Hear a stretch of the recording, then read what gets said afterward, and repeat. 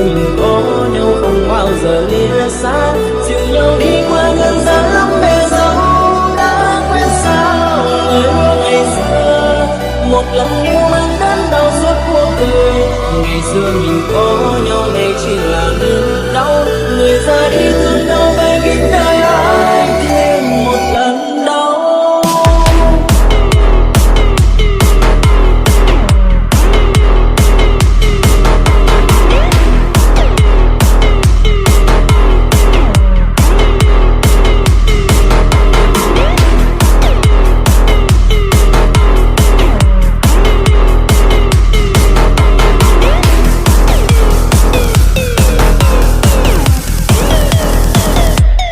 Ngày xưa người đến chi, người hứa chi, rồi nay em ra đi chẳng nói chi. Lời yêu em trao tôi hôm nào nay tan vào hư vô. Tình em là thế sao, chỉ thế sao?